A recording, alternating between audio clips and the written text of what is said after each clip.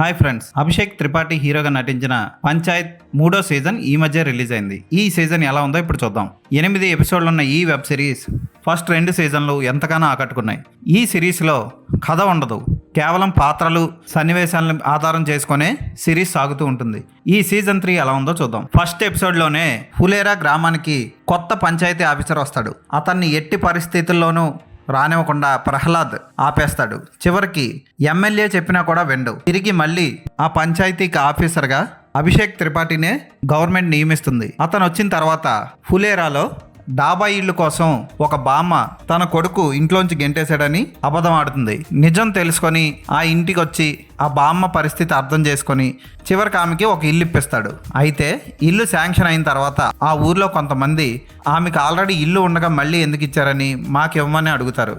ఫులేరాకి దక్షిణం వైపు ఉన్న వాళ్ళంటే ఆ ఊరి గ్రామ పంచాయతీ సర్పంచ్కి ఎక్కువ ఇష్టమని, అందుకే అక్కడ 8 ఇళ్ళు, తూర్పు వైపు 4 ఇళ్ళు ఇచ్చారని గొడవాడతారు. ఈ గొడవల మధ్యలో పంచాయతీ ఆఫీసర్ అభిషేక్ త్రిపాఠి ఏం చేశాడు? చివరికి రాజకీయ శక్తులు పన్నిన పన్నాగానికి ఆ ఊరు బలైందా, లేకపోతే ఆ ఊరు చేసిన పనికే రాజకీయ శక్తులు బలయ్యాయా అన్నది ఈ వెబ్ సిరీస్ చూడాలి. అభిషేక్ త్రిపాఠి ఎప్పటిలాగే బాగా చేశాడు. ప్రహ్లాద్ క్యారెక్టర్ ఎంతగానో ఆకట్టుకుంటుంది. ముందు సిరీస్లో తన కొడుకు ఆర్మీలో చనిపోయి ఉండడం వల్ల ఈ సిరీస్లో ఆ కొడుకు పేరు మీద గ్రంథాలయం ఒకటి పంచాయతీ ఆఫీస్ ఎదురుగానే తెరుస్తారు.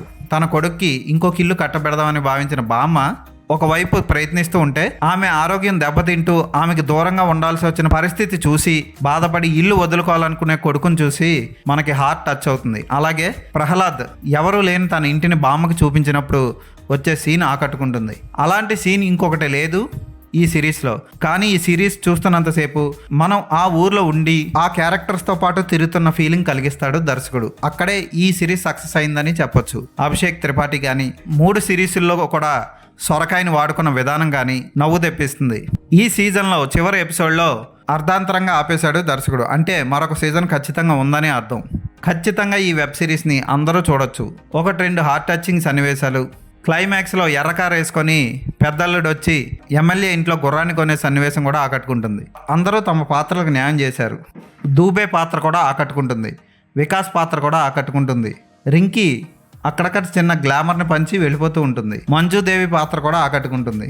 ఊరోళ్లలో హీరోని ఇబ్బంది పెడుతూ తన భార్యను రాజకీయాల్లోకి తీసుకురావాలని కోరుకునే భూషణ్ పాత్ర కూడా నెగిటివ్గా ఉన్న ఆకట్టుకుంటుంది. ఫోటోగ్రఫీ బాగుంటుంది, బ్యాక్గ్రౌండ్ స్కోర్ బాగుంటుంది. ఈ వెబ్ సిరీస్ని ఇంకా తెలుగులో రిలీజ్ చేయలేదు, ప్రస్తుతానికి హిందీలో రిలీజ్ అయింది. చాలా బాగుంది వెబ్ సిరీస్. ఈ వెబ్ సిరీస్కి నేను ఇచ్చే రేటింగ్ 4/5.